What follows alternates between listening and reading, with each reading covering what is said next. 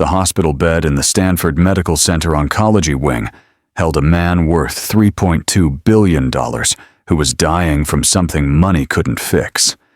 Marcus Chen sat propped against sterile white pillows, IV lines trailing from both arms, reading the letter that had just saved his life. Your donor has been identified. The bone marrow transplant is scheduled for next Tuesday. The donor wishes to remain anonymous. He would spend the next 18 months trying to find out who'd given him back his future. When he finally learned the truth, it would destroy everything he thought he understood about merit, worth, and the judgments that shape lives. But I'm getting ahead of myself. Because to understand why this revelation shattered Marcus Chen so completely, you need to know about the woman who saved him, and the 47 seconds that defined both their trajectories 3 years earlier. On a Tuesday morning in September, 3 years before she'd anonymously donate the bone marrow that would save a stranger's life, Jasmine Williams sat in the lobby of Chen Dynamics corporate headquarters in Palo Alto, reviewing her interview notes for the 19th time. She was 28 years old, held a degree in electrical engineering from Howard University, had 6 years of experience in renewable energy systems, and had spent the previous 4 months applying to 127 positions in Silicon Valley. Chen Dynamics, Marcus Chen's sustainable energy company, was her 128th application, and the first that had actually granted her an interview. The position, Senior Systems Engineer, focusing on grid optimization technology. The salary, $145,000 base, plus equity.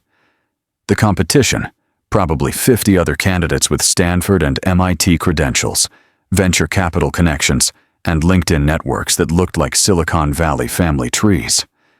Jasmine had none of those advantages.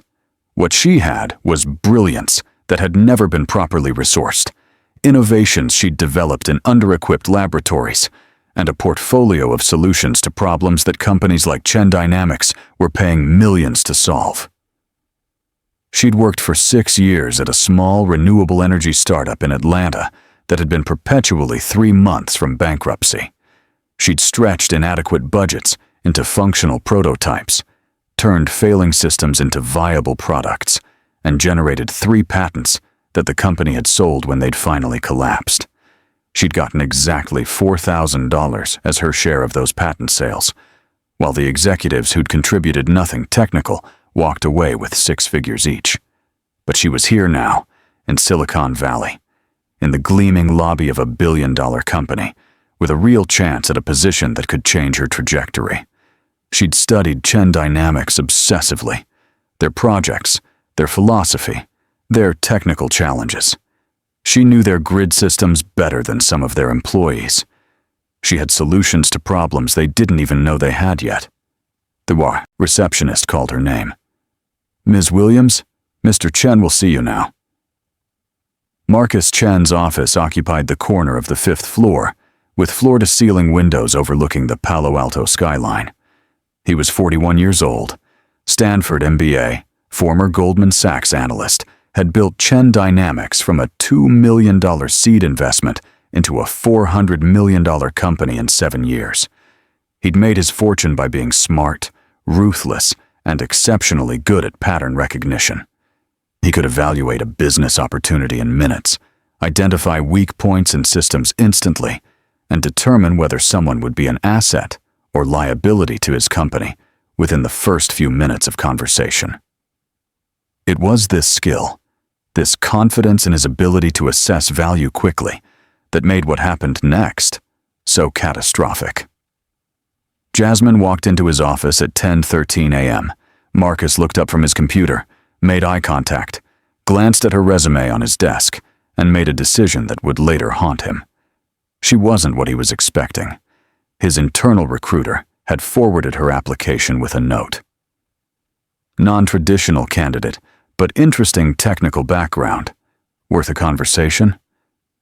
Marcus had agreed to the interview mainly because he was curious what non-traditional meant in this context. Now, seeing her, black woman, Howard University rather than Stanford, Small company experience rather than big tech credentials. Outfit from a department store rather than brands he recognized. His brain made calculations that he'd later realize were entirely about pattern matching, not actual capability. She extended her hand. "Mr. Chen, thank you so much for this opportunity. I've been following Chen Dynamics' work on distributed grid systems, and I have some ideas about optimization protocols that I think could—" "Ms. Williams." Marcus smiled, but it was the smile he used when he'd already made a decision. Professional. Distant. Terminal. "I appreciate you coming in. Before we get too far, I want to be transparent about something." Jasmine's stomach dropped. She'd seen this smile before. "We're really looking for someone with experience in large-scale system architecture. Someone who's worked with the kind of infrastructure complexity we're dealing with here. Your background is interesting, but—" He glanced at her resume again. Small company. 6 years. No brand names he recognized. No Stanford. No MIT. No connections that mattered. "I'm not sure you're at the level we need for this particular role." 47 seconds. That's how long the interview lasted. From handshake to dismissal. 47 seconds. Jasmine stood there, portfolio of innovations unopened in her bag. Solutions to Chen Dynamics, documented technical problems unshared. 6 years of excellence unexamined. "I understand," she said quietly, because what else could she say? "Thank you for your time." She walked out of that office with the particular kind of pain that comes from being judged without being seen, from having your worth determined by proxy, by the schools you didn't attend, the companies that didn't hire you first, the networks you weren't born into. Marcus Chen went back to his computer 30 seconds after she left, already forgetting her name. But that 47-second dismissal had set in motion a chain of events that would end with Marcus Chen owing Jasmine Williams a debt that couldn't be measured or repaid. The rejection from Chen Dynamics was number 128. Over the next 4 months, she collected 47 more. Each rejection had its own flavor of dismissal. "We're looking for someone with more traditional experience. You're clearly talented, but not quite the right fit for our culture. We've decided to go with another candidate who more closely matches our needs. Your background is impressive, but we're really looking for someone from a top-tier program." The coded language was consistent. "You don't belong here." By January, 7 months into her Silicon Valley job search, Jasmine's savings were gone. She'd been living in a tiny room she rented in East Palo Alto, the cheaper, less glamorous side of the peninsula, surviving on rice, beans, and the free food at tech company recruiting events she'd crash. She took contract work, installing solar panels, debugging code for 25-hour on freelance platforms, tutoring Stanford students in engineering principles they weren't quite grasping despite their prestigious enrollment. The irony wasn't lost on her. She was teaching Stanford students the concepts that Stanford graduates were using to get the jobs she was being rejected from. At night, she lay in her rented room, listening to the traffic on Highway 101, and wondered what she was doing wrong. She was brilliant. She knew she was brilliant. Every professor at Howard had told her so. Every problem she'd solved, every system she'd optimized, every innovation she'd created proved it. But Silicon Valley didn't care about her brilliance because it came without the right pedigree. In March, 8 months after the Chen Dynamics rejection, Jasmine attended a community health fair in East Palo Alto. Free health screenings, blood pressure checks, vaccinations, services for the people who kept Silicon Valley running but couldn't afford its healthcare costs. At one booth, volunteers from the National Marrow Donor Program were registering potential bone marrow donors. The process was simple: a cheek swab, some paperwork, and you were added to a database of potential matches for people with blood cancers and other diseases requiring transplants. Jasmine almost walked past. She was tired, broke, and increasingly despondent about her prospects. What did she have to offer anyone? But something made her stop. Maybe it was the poster showing a child who'd survived leukemia thanks to a donor match. Maybe it was the volunteer's warm smile.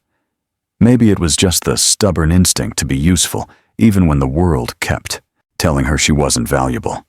She filled out the paperwork, submitted her cheek swab, added her contact information to a database she'd probably never hear from. "Thank you," the volunteer said. "You might just save someone's life." Jasmine smiled politely, not believing it. She'd spent 8 months being told she wasn't qualified for anything. Why would her bone marrow be any different?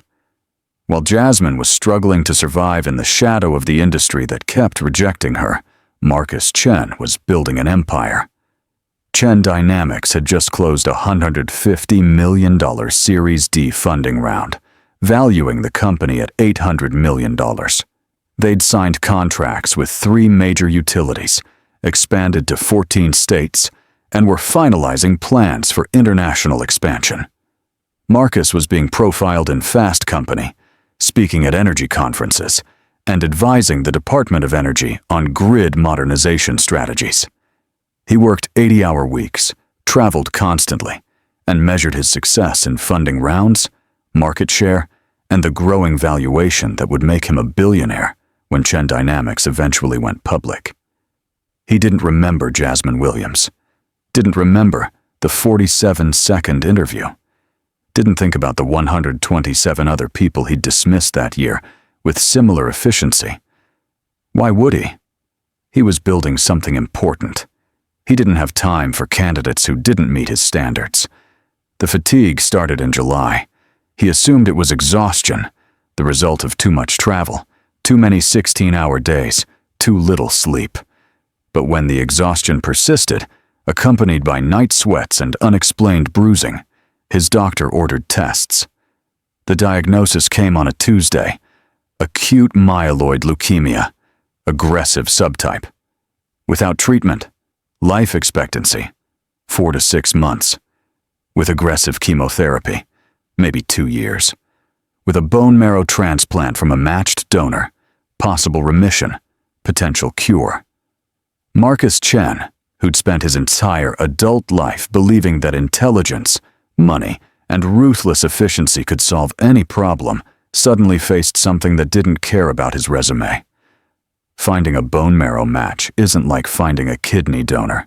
The genetic markers must align with extraordinary precision. Siblings have a 25% chance of matching. Unrelated donors. The odds drop to 1 in hundreds, sometimes 1 in thousands or millions, depending on genetic background. Marcus's medical team tested his siblings first. His brother, not a match. His sister, not a match. They expanded the search to cousins, aunts, uncles. Nothing. They turned to the National Marrow Donor Program database, 11 million registered potential donors, representing the most diverse bone marrow registry in the world. In September, 3 months after his diagnosis, Marcus's transplant coordinator delivered the news. "We found a match. The donor has agreed to the procedure. We're scheduling for next month." Marcus felt an overwhelming wave of relief and gratitude. Someone, a complete stranger, was going to save his life. "Can I know who it is?" he asked. "I want to thank them. Compensate them somehow."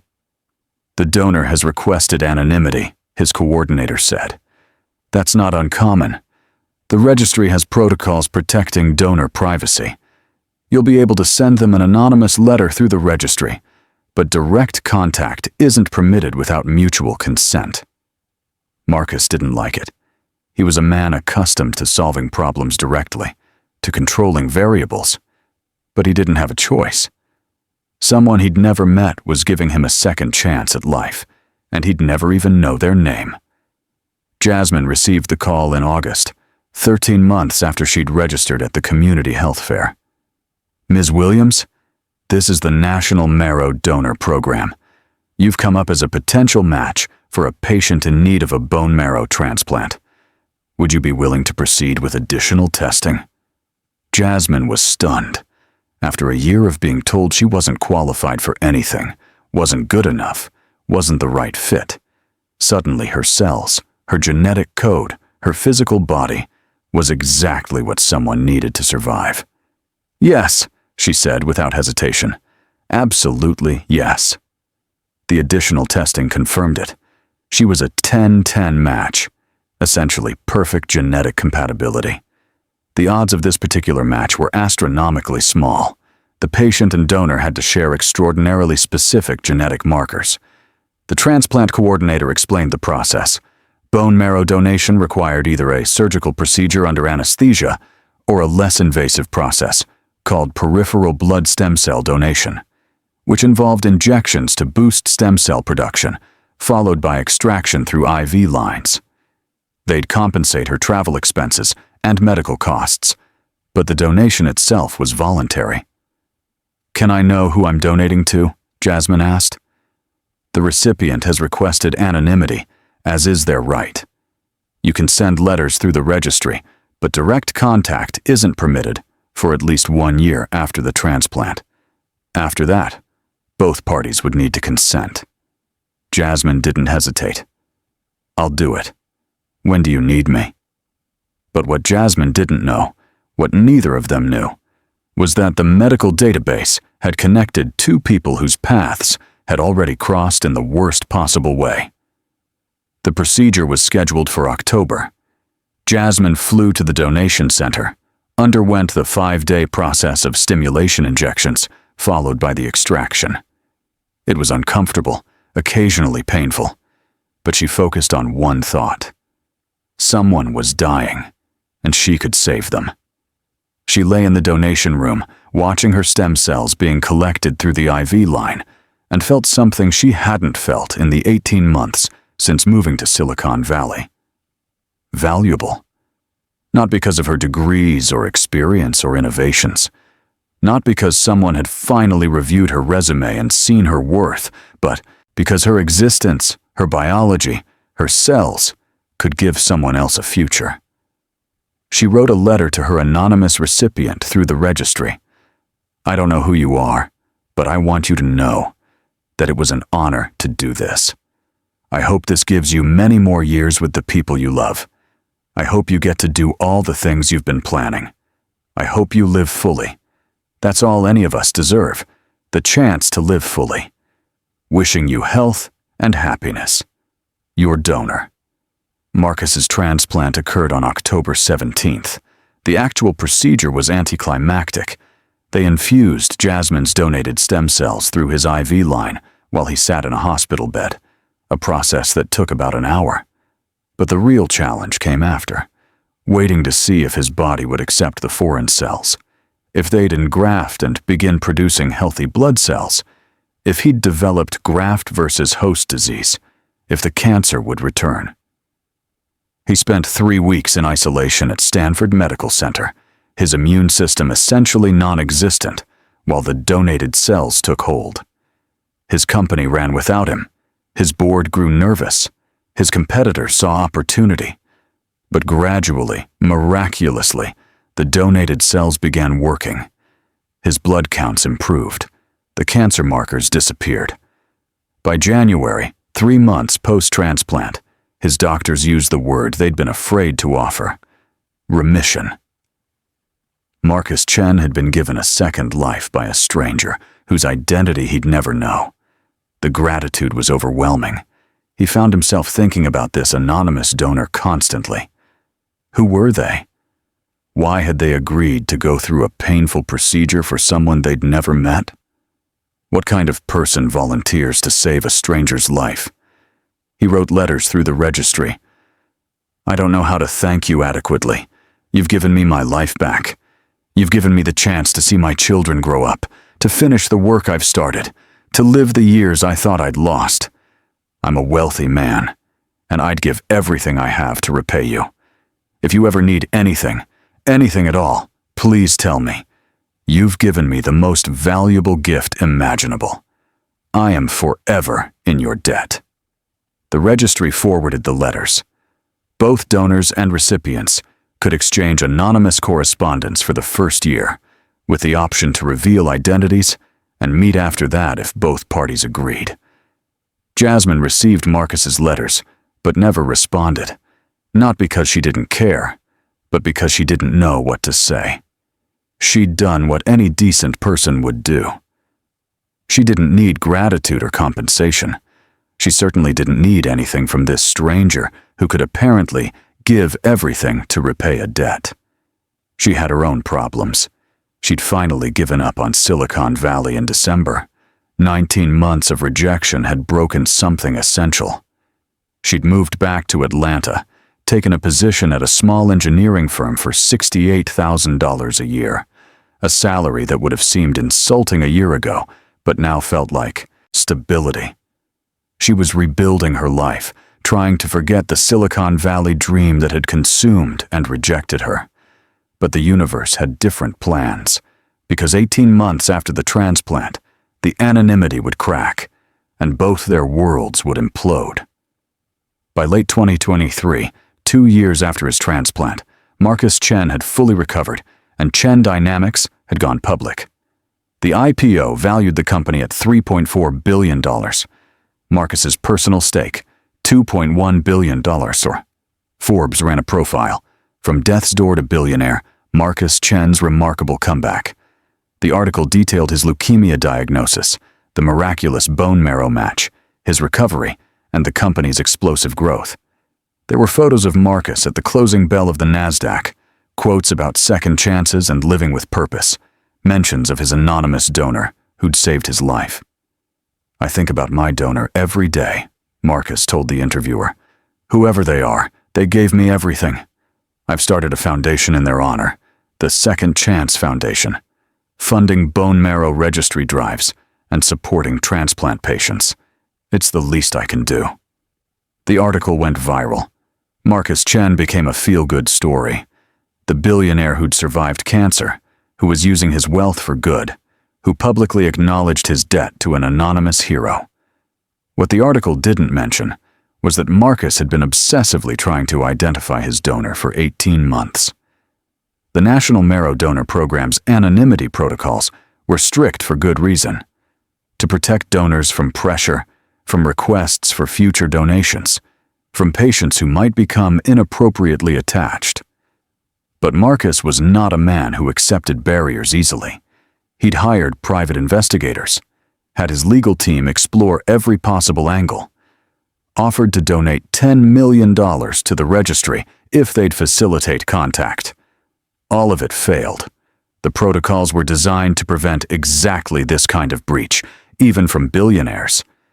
But then, genetic databases changed everything. 23andMe, Ancestry.com, and similar services had created a new reality. Millions of people uploading their genetic information voluntarily, creating searchable databases that could identify relatives, trace lineage, and, with enough sophistication, potentially identify bone marrow donors through genetic triangulation. Marcus's geneticist, Dr. Sarah Patel, approached him in March 2024 with a possibility. "If your donor has a profile on any consumer genetic database, or if their relatives do, we might be able to identify them through familial matching. It's ethically gray, but technically possible." "Do it," Marcus said immediately. "Mr. Chen, I should note that the donor chose anonymity for a reason. Circumventing that, they saved my life. I just want to thank them properly, compensate them, make sure they know what their gift meant." Dr. Patel processed Marcus's genetic information against available databases. What she found was a familial match. Second cousin of Marcus's donor had uploaded their DNA to Ancestry.com. Through that connection, they could narrow the possibilities significantly. By April, they had a list of 8 potential matches. By May, through elimination and additional cross-referencing, they had 3 names.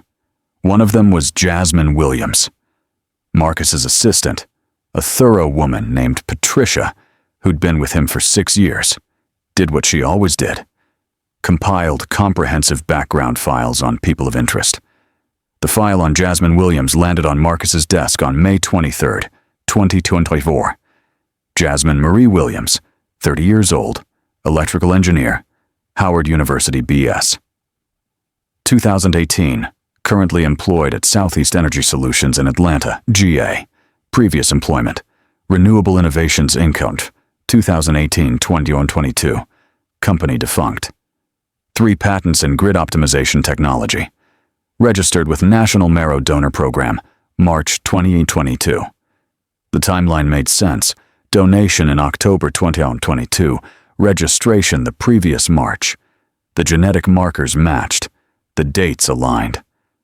Marcus felt overwhelming relief. After 2 years of searching, he'd finally found her.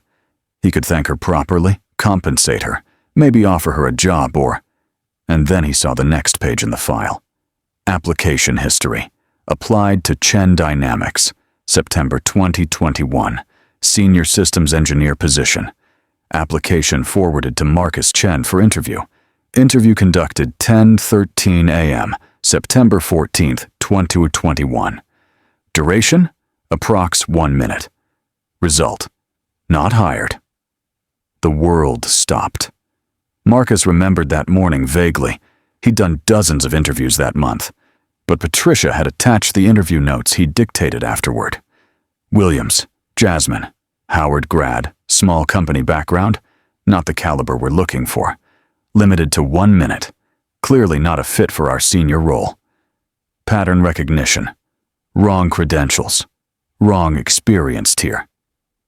He'd dismissed her in 47 seconds, had barely let her speak, had judged her based on proxy markers, school, previous employer, appearance, rather than actual capability. And then, a year later, her cells had saved his life. Marcus sat in his office for 3 hours, just staring at the file. The woman he dismissed as not the caliber we're looking for had been qualified for something far more important: saving his life. Her genetic code had been perfect for him when her résumé hadn't been. He thought about the letters he'd sent through the registry. "You've given me the most valuable gift imaginable. I am forever in your debt." He'd meant every word, but he'd written them thinking his donor was some noble stranger, someone who owed him nothing, whose sacrifice was pure altruism. The reality was far more complicated. He owed his life to someone he'd dismissed without fair consideration. Someone he'd rejected based on judgments that now seemed monstrous in retrospect. If he'd hired her, she would have been in the building when he collapsed, would have been part of the team he trusted, would have been someone he'd have recognized as brilliant, rather than someone whose intelligence he'd never bothered to assess. Instead, she'd registered at a community health fair in East Palo Alto, the cheaper side of town where she'd probably been living because he and companies like his had rejected her, and had ended up saving the life of the man who'd told her she wasn't good enough. The irony was devastating, but Marcus had no idea that his moral crisis was about to get exponentially worse, because Jasmine Williams was about to discover the truth as well. Jasmine Williams had largely moved on from her Silicon Valley trauma. 2 years in Atlanta had given her some peace, a job that valued her, colleagues who respected her work, projects where her innovations actually got implemented. She thought about her anonymous transplant recipient occasionally, hoped they were healthy, but didn't dwell on it. It had been a good thing she'd done in a difficult period of her life. Nothing more complex than that. Then, on June 3, 2024, her cousin Monica called. "Girl, you need to see this article. I just put 2 and 2 together, and I think you saved that billionaire's life." "What are you talking about?" Monica sent her the Forbes profile of Marcus Chen. Jasmine read it with confusion. Tech billionaire, leukemia survivor, bone marrow transplant in October 2022, anonymous donor, public IPO, Second Chance Foundation. "Mo, I don't understand. Why do you think, because I did one of those DNA tests last year? Ancestry.com. and I got a notification about a partial genetic match. Someone's relative searching for bone marrow donor identification. I ignored it because I thought it was spam, but I just looked at it again. The dates match perfectly. The transplant date matches when you donated. And look at his company name. Jasmine felt ice in her veins. Chen Dynamics. Isn't that the company that rejected you? The one you interviewed at? Jasmine opened her old emails. Found the rejection from Chen Dynamics dated September 14th, 2021. Found the calendar entry. Interview, 10:15 a.m., Marcus Chen office. She'd saved the life of the man who'd dismissed her in less than a minute. The man who'd looked at her resume and decided she wasn't at the level his company needed. Her hands shook. For 2 years, she'd carried some small pride about the donation. At least she'd been valuable to someone. At least her existence had mattered to someone who needed her. At least one person had found her worthy. Now that pride curdled into something bitter and complicated. Marcus Chen thought he was in debt to a noble stranger. The truth was, he was in debt to someone he'd dismissed as inadequate. Someone whose worth he'd failed to recognize until her cells were the only thing keeping him alive. Jasmine spent 3 days deciding what to do. She could let him continue believing she was anonymous, could allow him to maintain his comfortable narrative of the unknown hero who'd saved him, or she could tell him the truth. On June 6th, she wrote a letter. Not through the registry, she knew now that he'd circumvented the anonymity anyway, but directly to his corporate email. Subject line, regarding your transplant donor. Mr. Chen, my name is Jasmine Williams. I believe I was your bone marrow donor in October 2022. I'm writing because I recently learned your identity, and I need you to know mine. We've met before. September 14th, 2021. I interviewed at Chen Dynamics for a senior systems engineer position. You spent approximately 47 seconds with me before determining I wasn't at the level your company needed. I remember that interview very clearly. I'd prepared for weeks, had solutions to problems your company was struggling with, had innovations that could have saved your team years of development time. You never asked about any of it. You looked at my resume, made assumptions based on my credentials rather than my capabilities, and dismissed me. A year later, my bone marrow, those same cells from the body you deemed insufficiently qualified, saved your life. I'm not writing this to make you feel guilty. I don't regret the donation. If I had known it was you, I still would have done it. Saving a life matters more than personal grievances. But you should know the truth. The person you've been calling your unknown hero is someone you once judged asn't good enough to work at your company. The cells you found perfect were attached to a person you found inadequate. I've read your interviews about second chances and living with purpose. I've seen the foundation you started. I've watched you become a symbol of gratitude and redemption. I hope that gratitude extends to reconsidering how you judge people's worth. I hope your second chance includes recognizing that talent, value, and capability exist in people you might dismiss based on proxy markers like pedigree, credentials, or appearance. You owe me nothing. The donation was a gift, and gifts don't come with strings. But if you truly want to honor what I gave you, then stop making the same judgments that led you to dismiss me. Stop evaluating people in 47 seconds based on which schools they attended or which companies hired them first. The cells that saved you came from a body you rejected. Maybe consider what else you've rejected without proper evaluation. Jasmine Williams always sent it before she could overthink it, before fear or professionalism or the instinct to make herself smaller could stop her. Marcus read the email at 11:47 p.m. on the night Jasmine sent it. He'd been working late, reviewing quarterly projections when the email arrived. He read it 3 times. Then sat in his dark office, the Silicon Valley skyline visible through his windows, and felt something he hadn't felt since his diagnosis. Genuine fear. Not fear of death this time. Fear of having to confront who he'd actually been, who he might still be. He'd built a comfortable narrative over the past 2 years. Cancer had made him grateful, made him better, made him appreciate second chances. He'd started a foundation, funded research, talked about living with purpose. But Jasmine's letter exposed the truth. He'd learned gratitude only when forced to by circumstance, when someone he'd dismissed had turned out to be the only person who could save him. If he'd hired her, if he'd given her even 10 more minutes in that interview, he would have recognized her brilliance. He was certain of that now, looking at her patent portfolio, her innovations, her work history. The talent had always been there. He just hadn't bothered to look. He wrote back at 2:33 a.m., "Ms. Williams, I don't know how to respond to your letter except with complete honesty. You're right about everything. I dismissed you in 47 seconds based on assumptions that had nothing to do with your actual capabilities. I made judgments using proxy markers, your university, your previous employer, criteria that let me feel efficient, but were actually just biased pattern matching. You saved my life, and I didn't deserve it. Not because I'm a bad person necessarily, but because I'd proven I didn't have the wisdom to recognize your value when it stood in front of me.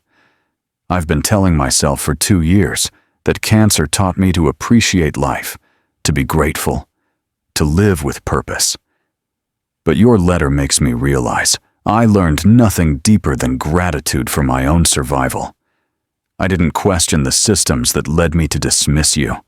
I didn't wonder how many other people I'd evaluated in 47 seconds and found wanting. I don't know how to repay you for saving my life. Money feels insulting. You didn't donate bone marrow for compensation, and offering you a check now would be treating this like a transaction rather than what it is, an unpayable debt. You said I owe you nothing, but I owe you more than I can articulate.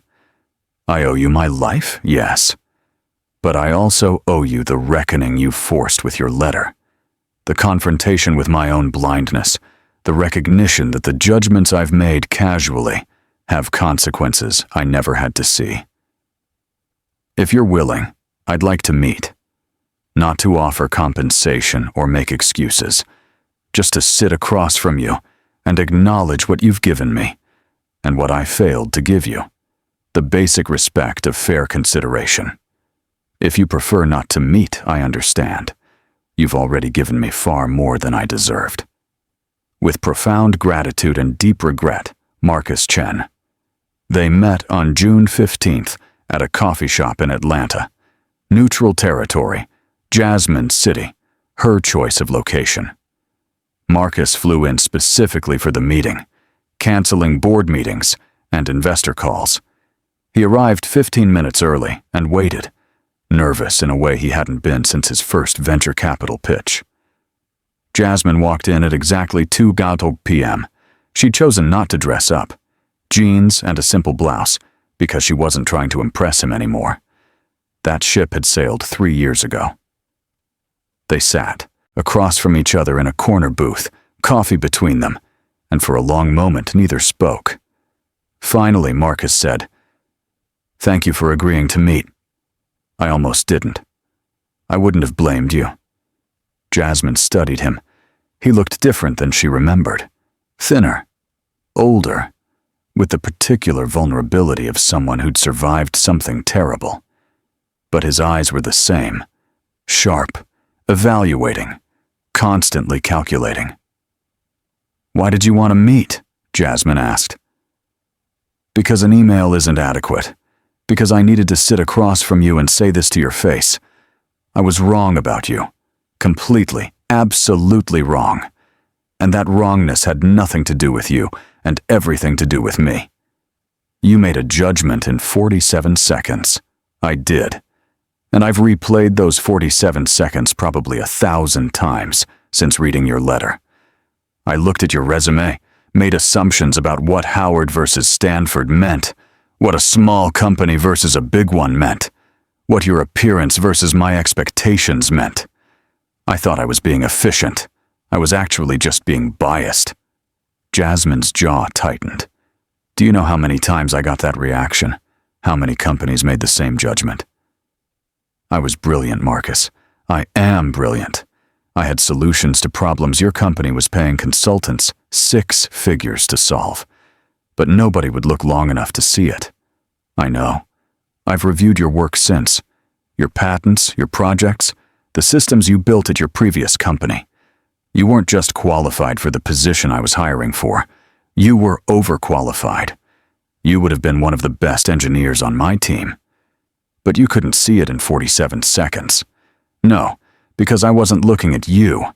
I was looking at proxies, credentials instead of capabilities, pedigree instead of performance. Jasmine leaned back, arms crossed. So what now? You feel guilty? Want absolution? Want me to tell you it's okay? We all make mistakes? Water under the bridge? No. I want to know what I can do to make this even remotely right. You can't. You saved your own life with my bone marrow. The debt is paid. You don't get to assuage your guilt by doing something for me now. Then let me do something for everyone else like you. Everyone who's been dismissed in 47 seconds by people like me. But neither of them realized that this conversation was about to transform from a private reckoning into a public movement that would challenge the entire tech industry's approach to talent evaluation. Jasmine narrowed her eyes. What does that mean? Marcus pulled out a folder. I've been thinking about this since your letter. Chen Dynamics has influence in the tech sector. We hire hundreds of people a year. We set standards that other companies follow. What if we completely rebuilt our hiring process? Diverse hiring initiatives. I've heard this before. It's usually performative. Not diverse hiring. Blind evaluation. Strip resumes of everything that creates bias. No names, no schools, no previous companies. Just work samples, problem-solving assessments, technical evaluations. Judge candidates based on what they can do, not where they've been. Companies talk about this all the time. They rarely implement it fully. Because it requires actually giving up the proxies we use to make ourselves feel efficient. But I'm willing to do that. More than willing. I'm desperate to do that, because every day I don't. I'm probably dismissing more people in 47 seconds who might save my company the way you saved my life. Jasmine looked at the folder. And you want what from me? Endorsement? Forgiveness? I want you to help me design it. You've been on the receiving end of biased systems. You know what doesn't work. Help me build something better. Why would I help you? Your company rejected me. Your industry rejected me. Because you're better than I am. You donated bone marrow to save my life, even though you had every reason to let me die. You're willing to act for something larger than personal grievance. I'm hoping you're willing to act now to prevent other people from experiencing what you experienced. Jasmine was quiet for a long time. This isn't about you getting to feel better about yourself. I know. And if I do this, I'm not your redemption story. I'm not the person who forgave the billionaire and made everything okay. Understood. I do this on my terms. Full transparency, full accountability.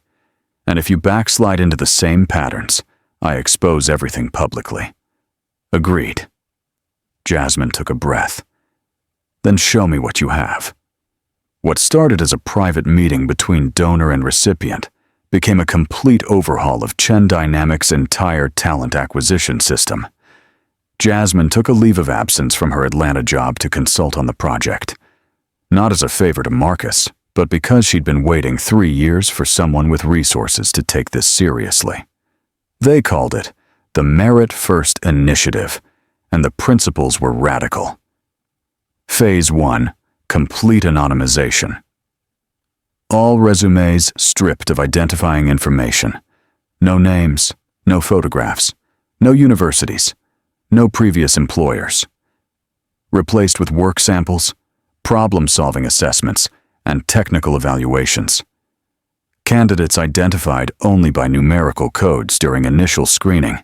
Phase 2. Skills-based assessment. Candidates given real problems from Chen Dynamics' actual work pipeline. Evaluated based on solutions, approach, innovation, and communication. Technical interviews conducted via video with voice modification and blurred video to prevent appearance-based bias. Phase 3. Structured interviews. Only after candidates passed blind assessments did traditional interviews begin. Standardized questions for all candidates. Interview panels trained in bias recognition. Decisions made by consensus, not individual judgment. The pushback inside Chen Dynamics was immediate and fierce. This will slow down our hiring process, argued HR Director Tom Patterson. This eliminates our ability to prioritize Stanford and MIT grads, who we know are qualified, complained senior engineer Michelle Rodriguez. This feels like we're handicapping ourselves by ignoring relevant information, said VP of Engineering David Wu. Marcus, standing before his executive team, responded, "The relevant information you're worried about losing. I used it to dismiss Jasmine Williams in 47 seconds. She had 3 patents and could have solved problems we paid consultants $400,000 to fix. Our relevant information is actually just comfortable bias." "But elite schools do matter," Michelle insisted. "They filter for intelligence, work ethic, capability." Jasmine, sitting in on the meeting as a consultant, spoke up. "They filter for who had access to elite schools, who could afford them, who had the networks to get in. I promise you, the intelligence you're looking for exists just as commonly at Howard, at state schools, at community colleges. You're just not looking there." "How do you know?" Tom challenged. "Because I am that intelligence, and you rejected me without ever evaluating whether I could do the work." The room went silent. Marcus stood. "Here's what's going to happen. We're implementing merit first for the next 6 months as a pilot. Every position, every level, every department. We evaluate outcomes, quality of hires, retention rates, performance metrics. If I'm wrong, if this produces worse results than our previous system, we'll reconsider. But we're trying." By September 2024, 3 months into the Merit First initiative, the results were startling.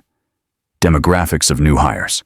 Previously, 67% from Stanford, MIT, Ivy League schools. Merit First, 23% from elite schools, 77% from non-traditional backgrounds. Performance metrics. Previous system average performance review, 3.7 ton of 5.0. Merit First average, 4.1 ton of 5.0 retention rates. Previous 6-month retention, 84%. Merit First 6-month retention, 93% innovation. Metrics. Patent applications from new hires increased 47%. Problem-solving efficiency improved 31%. The data was undeniable.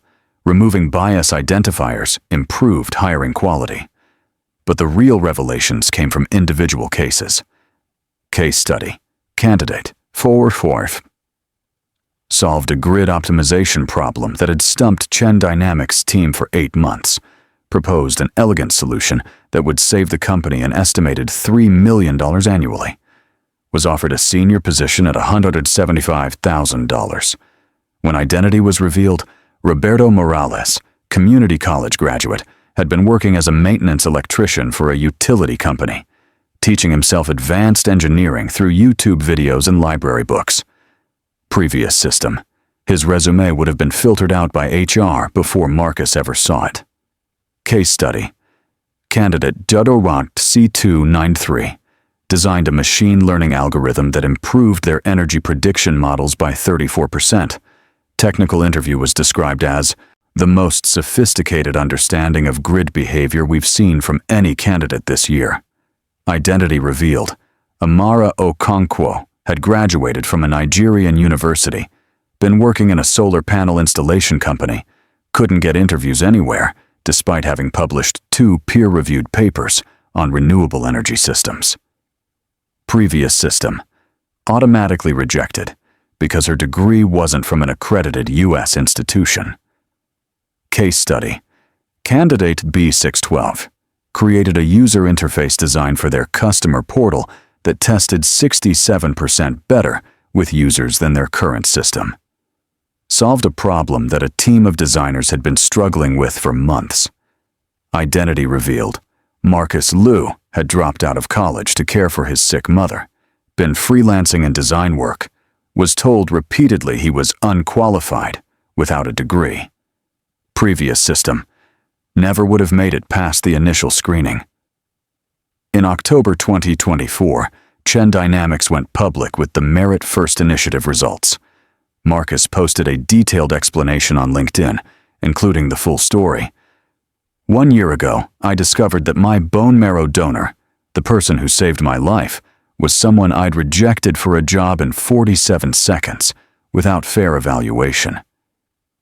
That discovery forced me to confront an uncomfortable truth. I'd been making judgments about people's capabilities based on proxies like credentials, pedigree, and appearance, rather than actual ability. With the help of that donor, Jasmine Williams, we've spent the past 6 months completely rebuilding how Chen Dynamics evaluates talent. We've implemented blind evaluation systems that judge candidates based on what they can do, not where they've been. The results have exceeded every expectation. Our new hires are more capable, more innovative, and more diverse than ever before. We found extraordinary talent in places we never bothered to look. I'm sharing our complete methodology, all our materials, and our results data publicly. Any company can implement this system. The only cost is giving up the comfortable bias that lets us make quick judgments without deep evaluation. To Jasmine, you saved my life twice, once with your cells, and once by forcing me to see how broken my judgment had become. Thank you. The post went viral. Within 48 hours, it had 2.3 million views and 47,000 shares. The responses split sharply. Critics argued, this is virtue signaling disguised as innovation. Elite schools exist for a reason. They filter for quality. Chen is destroying meritocracy by ignoring credentials. This will lower standards across the industry. Feel-good diversity initiatives that will hurt company performance. Supporters countered. Finally, someone with resources willing to challenge hiring bias. The data speaks for itself. This works better. How many brilliant people have we excluded from the industry? This isn't about diversity. It's about actually finding the best talent, tech. Publications covered the story extensively. Wired ran a feature. The bone marrow donor who disrupted Silicon Valley's hiring practices. The article profiled Jasmine extensively, her background, her qualifications, her experience being rejected by 175 companies, her decision to donate, despite knowing it was Marcus. Jasmine became, against her wishes, a face of the overlooked brilliant. Invitations poured in for speaking engagements, consulting opportunities, profile pieces. She hated the attention, but accepted the platform because it gave her something she'd never had before: the ability to force the conversation about systematic bias in tech hiring.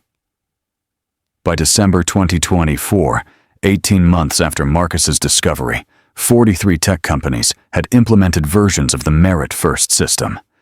Results were consistently positive: better hires, improved performance, increased innovation, higher retention. But the real impact was cultural. The conversation had shifted from, should we consider diverse candidates, to, how have we been missing extraordinary talent by relying on broken evaluation systems? Universities began adjusting their approaches. Boot camps proliferated. Online education platforms saw explosive growth. The entire pipeline that fed into tech began restructuring around the recognition that capability could be developed anywhere. And Jasmine Williams, the woman who'd been rejected 175 times, became an advisor to companies across the industry, helping them identify and eliminate bias in their systems. Marcus offered her a permanent position as VP of Talent Innovation at Chen Dynamics, salary $350,000 plus equity.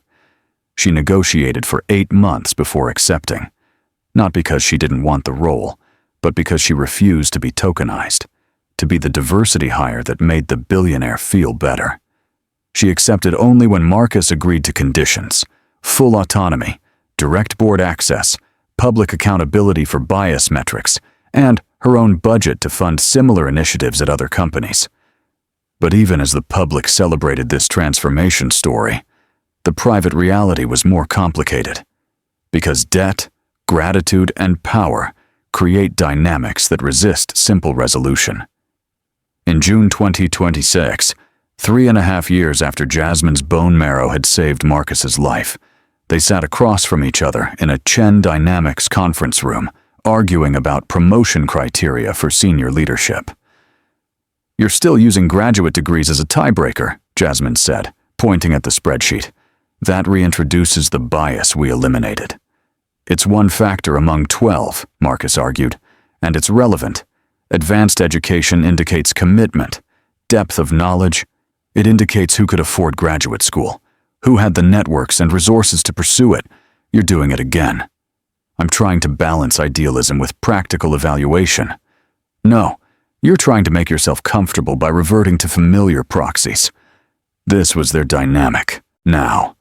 Constant tension between Marcus's instinct to trust traditional markers and Jasmine's insistence on pure capability evaluation. He'd hired her specifically because she'd challenge him. She took that mandate seriously. They'd become something like friends, though the foundation of their relationship, the 47-second rejection and the life-saving donation, created a permanent complexity that neither could quite resolve. The public narrative cast Jasmine as inspirational, the overlooked genius who saved her rejector's life and transformed an industry. Speaking invitations, consulting offers, media profiles, a book deal. But the private reality was more difficult. She'd become, despite her resistance, Marcus Chen's bone marrow donor. Her identity was now permanently tied to his. Her innovations were framed through the lens of his redemption. Her brilliance was a footnote to his transformation story. At a tech conference in March 2026, a journalist asked, "How does it feel to be the person who changed Marcus Chen?" Jasmine's response was sharp. "I didn't change Marcus Chen. His cancer changed Marcus Chen. I just saved his life, and then refused to let him maintain comfortable delusions about his hiring bias. Let's not confuse those things." But the narrative persisted. She was the donor, the teacher, the conscience, roles that diminished her own achievements in favor of her impact on him. And there was something else, something she rarely admitted even to herself: resentment. She'd saved his life. He'd become a billionaire. She was well compensated now, certainly, but the wealth gap between them remained astronomical. His IPO had made him $2.1 billion. Her salary, even as VP, was a rounding error in his fortune. The donation had been voluntary, free, motivated by basic human decency. She didn't regret it. But watching him build empire after empire with the life she'd given him, there was a bitterness there that wouldn't fully resolve. Marcus's transformation had been genuine, but incomplete. He'd restructured hiring. He'd acknowledged bias. He'd implemented systems to counteract his own blind spots. But he still struggled with the fundamental inequality of their relationship. He owed Jasmine his life, literally, completely, unpayable. No amount of salary, equity, or opportunity could balance that debt. He'd offered her millions in compensation for the donation. She'd refused. He'd offered equity stakes that would make her wealthy. She'd accepted only what was fair for her work, not what was owed for his life. The debt hung between them, permanent and unresolvable. And Marcus had to confront a harder truth. Even after being forced to recognize his bias, he still struggled with it. He still had instinctive reactions to resumes from elite schools, still felt more comfortable with candidates who looked and sounded like the traditional profile, still had to consciously override judgments that came automatically. Awareness didn't equal transformation. It just meant he now had to fight his instincts constantly. His therapist asked him in a session, "Do you think you would have implemented merit first if Jasmine hadn't been your donor? If she'd just been another rejected candidate who confronted you about bias?" Marcus was honest. Probably not. Or not as thoroughly. The bone marrow created an obligation I couldn't ignore. Without that, I might have felt defensive instead of accountable. So your transformation required her sacrifice? Yes. And that's what haunts me. She had to literally save my life for me to recognize I'd been judging her worth incorrectly. How many other people have I judged incorrectly, who didn't happen to be my donor? By 2029, 5 years after the Merit First initiative launch, the impact on tech hiring was measurable. 247 companies had implemented some version of blind evaluation. Demographic composition of tech workforces had shifted significantly. Patents filed by workers from non-traditional backgrounds increased 89%. Salary compression between elite credential and non-traditional workers improved. Class action lawsuits over biased hiring practices increased, exposing how widespread the problem had been. But resistance remained fierce. Many companies paid lip service to bias reduction while maintaining traditional pipelines. Others implemented performative changes while keeping decision-making power with the same gatekeepers. And a counter-movement emerged, tech leaders arguing that merit first was actually anti-merit because it ignored relevant signals, like educational pedigree. The debate became polarized. Those who saw bias reduction as essential justice versus those who saw it as lowering standards to meet political goals. Jasmine found herself in the center of this fight, alternately praised as visionary and dismissed as ideologue. In private moments, Marcus asked Jasmine the question that haunted him. "Would you have donated if you'd known it was me?" The first time he asked, Jasmine had said yes immediately. Saving a life matters more than personal grievances. But the 10th time he asked, during a late-night conversation after a difficult board meeting, she was more honest. "I like to think I would have. I hope I would have. But I don't know. And I think you need to sit with the possibility that someone you dismissed might have been within their rights to let you die." That's a terrifying thought. Good. It should be. Because every day you make judgments about people's worth, you're essentially deciding whether they deserve opportunities that might save their lives in other ways. Employment, healthcare, stability. These things determine who survives and who doesn't. You just don't have to watch people die from your rejections, so it feels less consequential. Marcus absorbed this. "Do you regret donating, knowing it was me?" "No, but I resent that your transformation required my sacrifice. I resent that overlooked. Talent only gets recognized when it saves a billionaire's life. I resent that I'm known as your donor instead of as a brilliant engineer in my own right.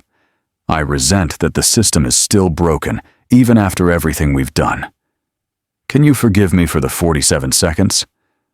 I don't think that's the right question. The question is, have you actually changed, or have you just learned to perform consciousness about bias while your instincts remain the same? In August 2029, 7 years after his initial diagnosis, Marcus's leukemia returned. The relapse was aggressive. The original transplant had failed to eliminate every cancer cell, and the remaining ones had evolved, mutated, become resistant to treatment. His doctors were blunt. "We need another transplant." But finding a second match, The odds are even lower than the first time. And Ms. Williams's cells won't work. The cancer has adapted. Marcus's options were stark. Hope for a miracle match in the registry, or accept palliative care. He called Jasmine to tell her, not because he thought she could solve it, but because she'd become the person he turned to for hard truths. "I'm sorry," she said, and meant it. Complex feelings about their relationship didn't negate basic compassion. "I have 6 months, maybe. They're searching the registry, but the odds. What do you need from me?" "Nothing. You've given me enough. More than enough. I got 7 extra years because of you. That's more than I deserved. Don't do that. Don't turn this into some redemption narrative where your death becomes poetically just. Isn't it, though? The person I dismissed saved me once.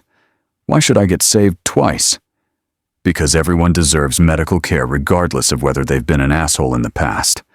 That's literally the foundation of medical ethics." They were both quiet. Finally, Marcus said, "I want my legacy to be merit first. Not the IPO, not the wealth, not even the Second Chance Foundation. I want it to be the hiring reform. I want other companies to keep implementing it after I'm gone. Then make that explicit. Will it into being. Tie your wealth to it. Make it impossible to ignore." Marcus Chen spent his final months restructuring his estate with laser focus. $1.8 billion to endow the Merit First Institute, a permanent organization funding blind evaluation implementation across all industries. $500 million to scholarship programs for students from non-traditional backgrounds pursuing STEM fields. Chen Dynamics Board, restructured to require bias metrics reporting as primary performance evaluation. All his patents and intellectual property licensed freely to organizations implementing proven bias reduction hiring. But he also did something more personal. He wrote letters to every person he'd dismissed in quick interviews over his career. He didn't know most of their names, but his HR department had records. 247 letters total, each personalized. "I rejected you after minimal evaluation, using biased proxies to judge your worth. I was wrong to do this. Your career should not have been impacted by my failure of judgment. If you're interested in opportunities at Chen Dynamics now, please contact details. If not, please accept my apology and my acknowledgement that I failed you." 19 people took him up on the offer. All 19 were hired. All 19 became valuable team members. Marcus died on February 3, 2030, surrounded by family, with Jasmine present at his request. His last words to her: "Thank you for 7 years I didn't earn, and thank you for not letting me waste them on comfort." After Marcus's death, Jasmine became CEO of the Merit First Institute, not because of her relationship to Marcus, but because she'd become the foremost expert on bias reduction in talent evaluation. She spent the next decade expanding the model beyond tech, medicine, law, finance, government, academia. Every industry had its own version of the 47-second judgment. Every industry needed disruption. By 2040, blind evaluation was standard practice in 34% of U.S. companies. Not majority, but significant. The conversation had permanently shifted. Jasmine never stopped being angry about what she'd had to sacrifice to create that shift, but she channeled the anger into change. In 2044, a journalist writing a retrospective on the Merit First movement asked Jasmine, "Do you think Marcus Chen genuinely changed, or did he just learn to perform awareness of his bias?" Jasmine, now 50 years old, and having spent 20 years fighting the same battle, considered the question carefully. Both. He genuinely recognized his bias and took meaningful action to counteract it. But he never fully eliminated the instinctive judgments that caused the bias in the first place. He just learned to override them consciously, which is maybe the best we can hope for. We can't erase the patterns our brains create based on lifetime exposure to biased systems. But we can build structures that prevent those patterns from determining other people's fates. Marcus built those structures. Not perfectly. Not without resistance. But he built them. That's the transformation that mattered. Do you forgive him for the 47 seconds? That's still the wrong question. The question is, did his response to recognizing his mistake create enough change to balance the harm? Did his 7 extra years generate value that justified my sacrifice? I think the answer is yes. But I also think I shouldn't have had to save his life for him to recognize that talent exists in people he'd dismissed. That's the real tragedy. Not what happened between us specifically, but how many brilliant people are still being rejected in 47 seconds by people who'll never face consequences, never have their bias exposed, never be forced to transform. What's the solution? Keep building better systems. Keep exposing bias. Keep measuring outcomes. Keep forcing the conversation. It's exhausting, but it's necessary. Marcus gave me 7 extra years of his life to work with, time he got because of my cells. I'm using those years he lived to keep pushing for a world where capability matters more than credentials, where 47-second judgments are replaced with actual evaluation, where people like me don't have to save someone's life to prove we're worth hiring. That's the legacy, not redemption, not forgiveness. Just the stubborn, exhausting work of building something better. The story of Marcus Chen and Jasmine Williams left several questions permanently unresolved. On debt. Can a life debt ever be repaid? Marcus spent 7 years and billions of dollars trying. Jasmine maintained it was unpayable. Who was right? On transformation. Can people genuinely change their instinctive biases? Or can they only learn to consciously override them? Is that distinction meaningful? On justice, was it fair that Jasmine had to literally save Marcus's life for her talent to be recognized? What does it say about systems that transformative change required such extreme circumstances? On legacy, Marcus's legacy became bias reduction in hiring. But would any of it have happened without the cancer? Without the random genetic match? Without Jasmine's willingness to confront him? How much of progress depends on improbable coincidence? On worth, the central irony remained. Marcus found Jasmine's cells perfect, but her resume inadequate. What does that say about how we value humans, as collections of useful parts, versus as complete individuals deserving of opportunity?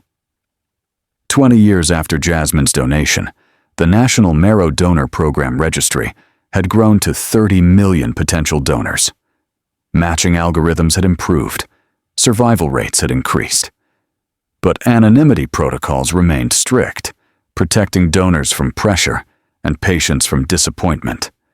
Somewhere in that database were millions of other mismatches, donors and recipients whose lives had crossed in biology, but never in biography. People who'd saved each other without knowing. Genetic matches between people who would never meet, never know their connection.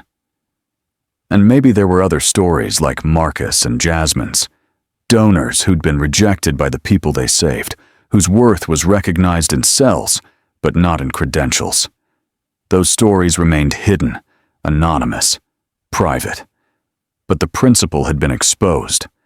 Worth is not determined by 47-second judgments. Capability is not measured by credentials. And sometimes the people we dismiss hold within them the exact thing we need to survive. The question is whether we're willing to look long enough to see it. Jasmine Williams spent 2 decades answering that question with action, building systems, challenging biases, forcing evaluations that looked deeper than surface markers. Marcus Chen spent 7 extra years acknowledging his debt and using his resources to repay it through institutional change. Neither of them got a clean resolution. Neither of them reached a point where the debt felt settled or the transformation felt complete. But they'd started a conversation that continued long after both of them were gone. A conversation about how we judge worth, who gets opportunities, and what we might be missing when we make decisions in 47 seconds. The cells that saved Marcus came from a body he'd rejected. The lesson that followed would outlast them both.